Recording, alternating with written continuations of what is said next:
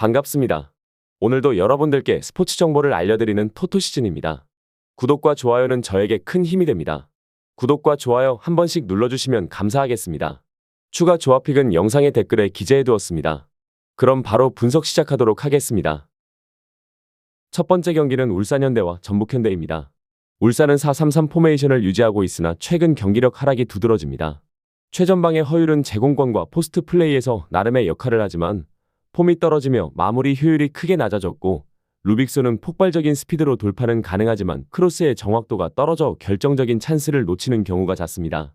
중원의 이진현은 볼 배급과 템포 조절을 맡지만 강한 압박을 받으면 전개가 쉽게 끊겨 울산의 공격 루트가 단조롭게 흐르는 문제가 반복되고 있습니다. 더불어 수비 전환 속도가 늦어 상대의 빠른 연계 공격에 흔들리는 장면이 잦아 최근 성적 부진의 근본적인 원인으로 작용하고 있습니다. 홈이점에도 불구하고 안정적인 운영보다는 전술적 단조로움과 뒷공간 노출이 계속 드러나는 상황이라 불안 요소가 큽니다. 전북은 같은 4-3-3 포메이션이지만 공격 자원과 전술적 완성도에서 우위를 보입니다. 콤파뉴는 강력한 피지컬과 제공권으로 박스 안에서 확실한 존재감을 드러내며, 전진우는 날카로운 침투와 뛰어난 득점으로 울산 수비를 지속적으로 괴롭힐 수 있는 자원입니다. 김진규는 중원에서 공격과 수비를 오가며 압박과 전개 모두에 활력을 불어넣고, 여기에 이승우와 송민규까지 가세하면서 전북은 다양한 공격 패턴을 만들어낼 수 있습니다. 하프스페이스 침투와 빠른 연계는 울산의 느린 전환 수비를 정면으로 겨냥할 수 있는 무기가 되고, 특히 후반 체력이 떨어질 시점에 더욱 위협적인 장면을 양산할 가능성이 큽니다. 이번 경기의 전술적 상성과 최근 흐름은 전북 쪽으로 무게가 실립니다. 울산은 공격 루트가 제한적이고 압박 저항력이 떨어져 쉽게 끊기며, 수비 전환에서의 불안정성까지 겹쳐 후반으로 갈수록 경기력이 더 흔들릴 가능성이 높습니다. 반면 전북은 콤파뉴의 제공권, 전진우의 침투, 그리고 이승우와 송민규의 빠른 연계가 맞물리며 공격 루트가 다양하고, 이는 울산 수비를 지속적으로 시험할 것입니다. 홈팬들의 응원이 있더라도 울산은 주도권을 빼앗긴 채 수비에 매몰될 가능성이 크고, 경기 후반 체력 고갈 국면에서 실점 위험은 더욱 커집니다. 따라서 이번 맞대결은 전북이 공격 전력을 앞세워 경기 주도권을 장악하고 결과적으로 승리를 가져갈 그림이 뚜렷하며, 전북현대의 승리와 오버를 추천드리는 경기입니다.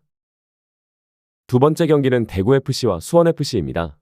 대구는 4-4-2 포메이션으로 경기를 풀어가지만 전술적 완성도와 수비 안정성에서 여러 약점을 드러내고 있습니다. 세징야는 하프스페이스에서 뛰어난 킥력과 방향 전환으로 압박을 벗겨내며 세트피스 상황에서의 킥 퀄리티로 꾸준히 기회를 창출하는 핵심 자원입니다. 정치인은 등지는 움직임과 세컨드볼 연결에서 강점을 보이나 압박 강도가 높아질 경우 첫 터치가 길어져 쉽게 공을 뺏기는 장면이 발생합니다. 라마스는 전진 패스와 템포 조율을 통해 공격 전개를 이어주지만 수비 전환 국면에서 커버 범위가 좁아지는 약점이 있습니다.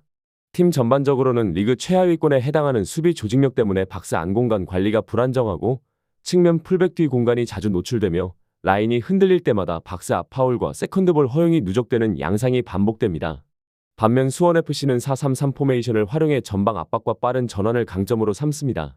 김경민은 전방에서 포스트 플레이와 연계로 공격의 기준점을 세우며 스위칭 시작 지점을 안정적으로 제공하고, 윌리안은 절정의 컨디션을 바탕으로 1대1 페네트레이션과 대각 침투를 통해 꾸준히 상대 박스 니어 지점을 두드리는 위협적인 존재입니다.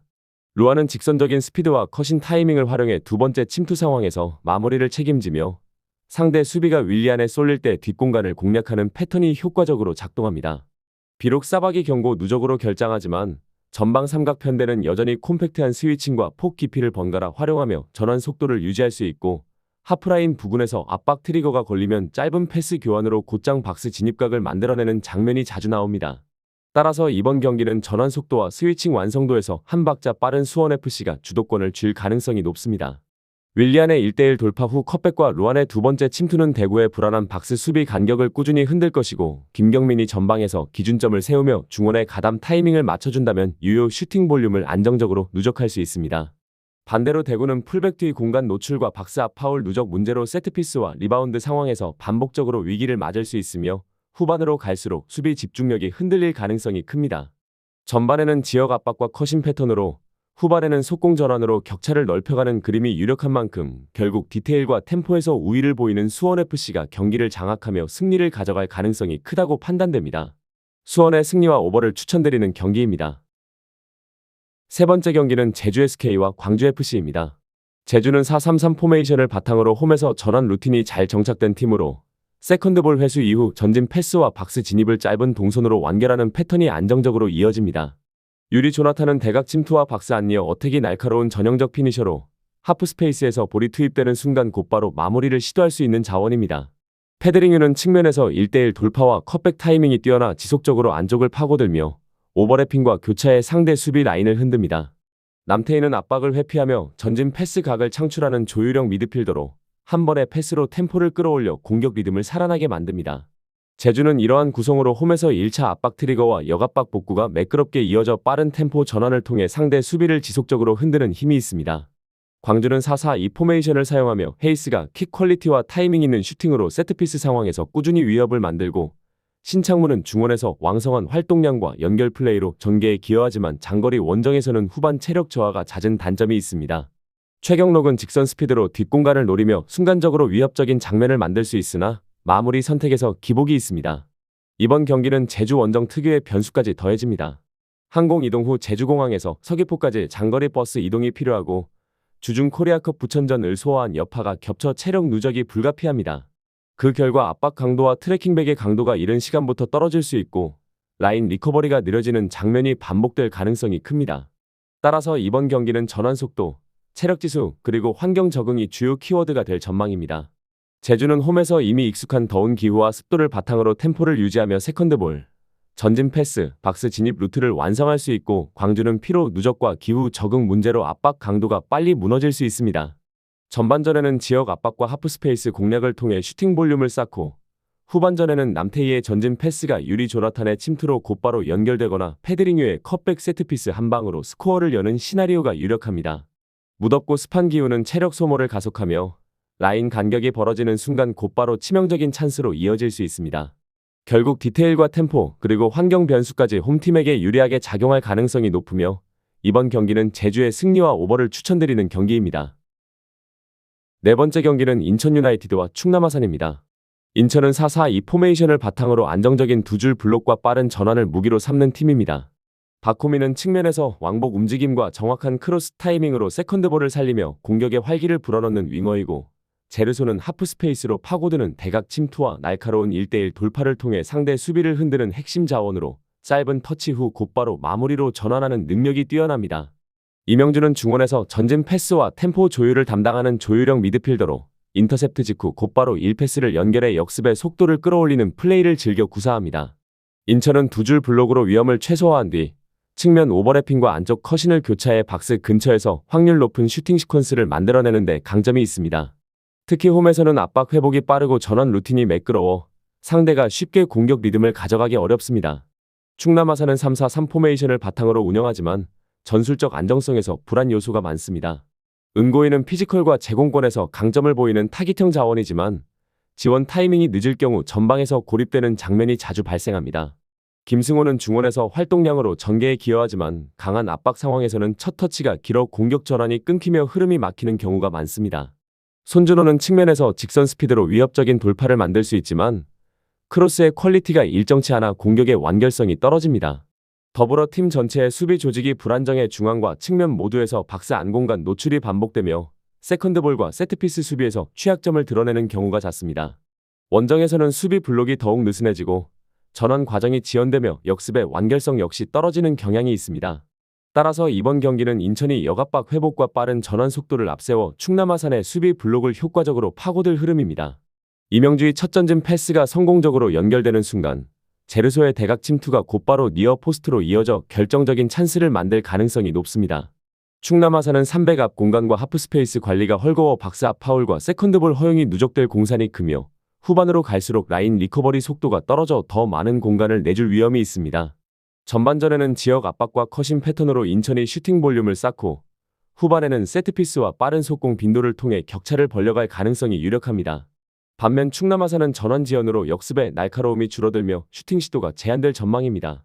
결국 디테일과 템포에서 확실히 앞선 쪽이 승리를 가져가는데 이번 경기는 홈에 이점을 지닌 인천이 주도권을 끝까지 쥐고 승리를 가져갈 그림이 뚜렷합니다. 인천의 승리와 오버를 추천드리는 경기입니다. 다섯 번째 경기는 수원 삼성과 성남FC입니다. 수원 삼성은 4-4-2 포메이션을 기반으로 경기를 운영하지만 전술적 불안정성과 수비 조직력 문제로 인해 어려움을 겪고 있습니다.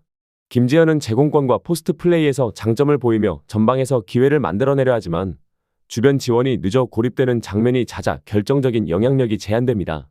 세라핌은 발빠른 돌파와 직선적인 침투를 통해 상대 수비를 위협할 수 있으나 마찬가지로 연계가 부족할 경우 단독 플레이에 묶이는 경우가 많습니다. 홍원진은 중원에서 전환 패스로 공격의 흐름을 이어가려 하지만 수비 라인과의 간격이 벌어질 때 커버 범위가 좁아져 중원에서 공간을 내주는 장면이 자주 발생합니다. 무엇보다 수원 삼성은 이번 시즌 전반적으로 수비 라인과 중원 사이 간격이 벌어지며 상대 공격진에게 공간을 쉽게 허용하는 문제가 반복되고 있고 측면 수비 뒷공간 역시 자주 노출되어 상대 윙어 한두 번의 돌파에도 경기 흐름이 흔들리는 패턴이 뚜렷합니다.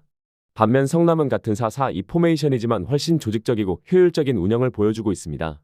후이즈는 전방에서 연계와 마무리를 동시에 소화할 수 있어 단순히 득점뿐 아니라 공격 전개에도 기여하며 레안드로는 폭발적인 스피드와 드리블 돌파를 통해 측면에서 하프 스페이스를 적극적으로 공략하고 컷백이나 직접 슈팅으로 결정적인 장면을 만들어냅니다.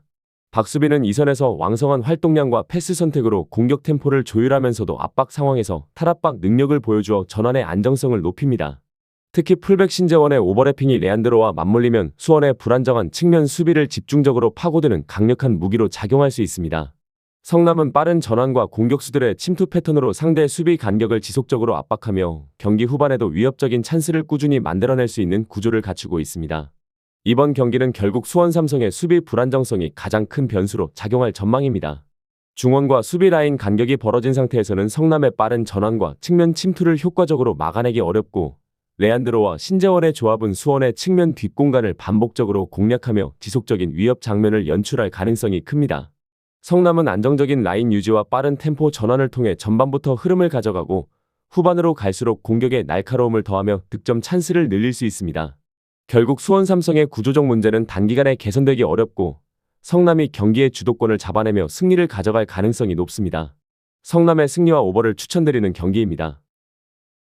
여섯 번째 경기는 안산그리너스와 화성FC입니다.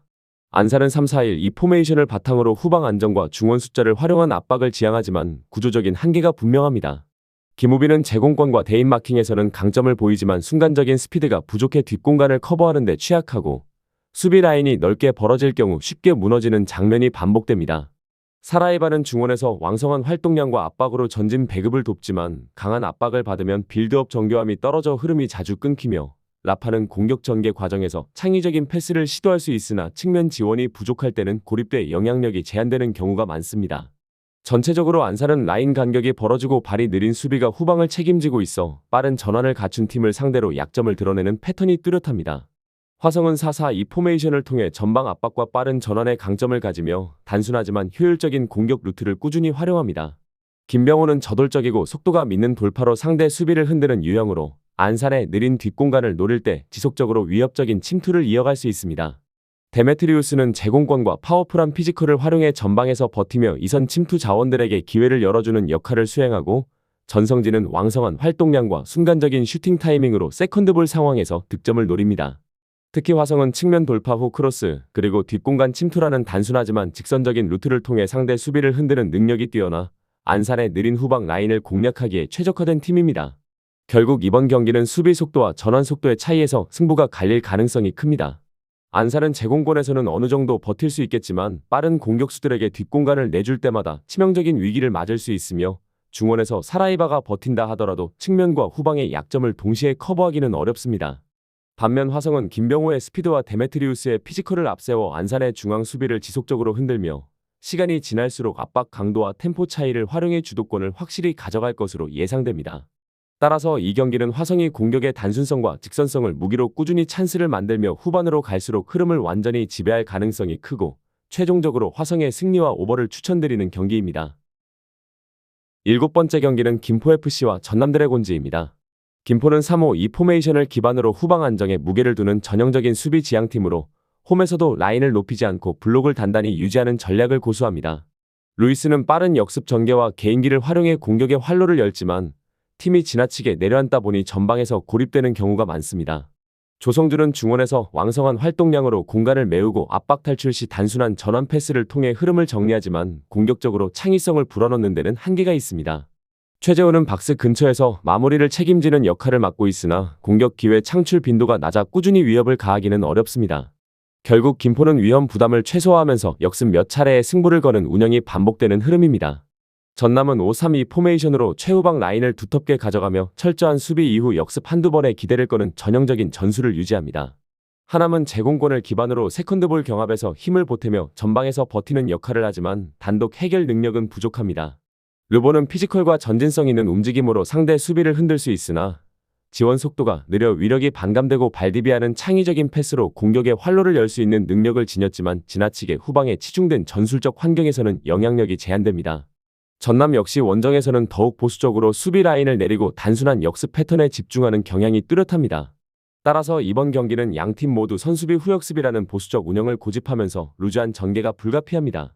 김포는 루이스와 최재훈을 중심으로 역습을 노리지만 지나친 수비 지향으로 결정적인 찬스를 만드는데 어려움이 크고 전남 역시 하남과 르본이 전방에서 버티며 반격을 시도하겠지만 지원 속도와 패스 완성도가 떨어져 파괴력이 제한될 수 있습니다. 양팀 모두 박스 근처까지 라인을 내리는 성향이 강하기 때문에 공격 템포가 느려지고 슈팅 볼륨 자체가 제한될 가능성이 높습니다. 결국 90분 내내 소모적인 공방이 이어지며 득점 기회는 극히 적을 것으로 보이고 결과적으로 무득점 혹은 저득점의 무승부 가능성이 높은 경기입니다.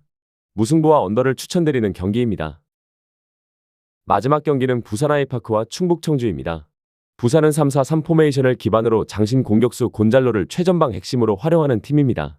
곤잘로는 제공권과 타점 높은 헤더에서 압도적인 존재감을 드러내며 상대 수비를 페널티 박스 안쪽에서 흔드는 무기 역할을 합니다. 측면의 패시는 스피드와 돌파 능력으로 크로스 찬스를 꾸준히 만들어내고 곤잘로에게 정확히 배급하는 연결 고리로 기능합니다.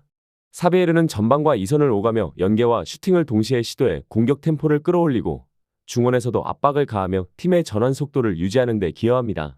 특히 홈에서는 풀백과 윙포워드를 적극적으로 전진시키며 크로스를 반복적으로 공급해 곤잘로의 머리로 이어지는 전형적인 포스트 플레이 패턴을 집중적으로 구사합니다. 이는 단순하지만 효율적인 공격 루트로 상대가 제공권에 약할 경우 확실히 빛을 발합니다. 충북 청주는 같은 3-4-3 포메이션을 사용하지만 구조적 약점이 분명합니다. 페드로는 활발한 움직임으로 상대 뒷공간을 노리며 개인 돌파를 통해 기회를 만들어낼 수 있고 지현학은 왕성한 활동량으로 중원과 측면을 커버해 전환 시 폭을 넓히는 데 기여하지만 수비 전환 시 집중력 저하가 드러나는 경우가 많습니다. 이지승은 안정적인 볼 배급으로 전개를 맞지만 강한 압박에 흔들리며 흐름이 자주 끊기는 약점을 보입니다. 무엇보다도 충북 청주의 센터백 조합은 신장이 낮고 제공권에서 확실히 불리해 상대가 곤잘로처럼 공중전을 적극적으로 활용할 경우 직접적인 실점 위기를 맞을 가능성이 큽니다. 따라서 이번 경기는 공중전 우위가 승부를 좌우할 전망입니다. 부산은 풀백과 윙포워드를 높게 올려 반복적으로 크로스를 투입하고 곤잘로가 제공권을 장악하며 마무리하는 단순하지만 강력한 공격 루트를 바탕으로 꾸준히 찬스를 만들 것입니다. 사비에르는 이선에서 연계와 압박을 동시에 수행해 충북 청주의 빌드업을 끊으며 전방 압박 강도 역시 상대 수비진에 부담을 줄 수 있습니다. 반대로 충북 청주는 페드로의 개인 돌파와 빠른 역습으로 반격을 시도하겠지만 제공권과 수비 조직력 차이를 극복하기는 쉽지 않아 균형을 끝까지 유지하기 어려울 가능성이 큽니다. 결국 이 경기는 부산이 공중전에서 확실한 우위를 점하며 흐름을 지배하고 크로스와 포스트 플레이 중심의 전술적 무기를 통해 승리를 가져갈 것으로 보입니다. 부산의 승리와 언더를 추천드리는 경기입니다. 추가적인 조합을 원하신다면 구독과 좋아요를 눌러주시면 감사하겠습니다. 성공적인 수익에는 종종 운 이상의 것이 필요합니다. 정보에 입각한 성공적인 노림수가 필요합니다. 용어도 어렵고 혼자 쩔쩔매고 있었다면 지금 전문가의 도움을 받아보세요. 저희는 스포츠 정보와 분석글을 판매하지 않습니다. 스포츠를 좋아하는 모든 분들 즐기실 수 있게 가입 권유 없는 스포츠 카페를 운영 중입니다. 참여는 영상 댓글을 참고해주세요. 오늘도 영상 시청해주셔서 감사합니다. 내일 또 다른 분석으로 찾아뵙겠습니다.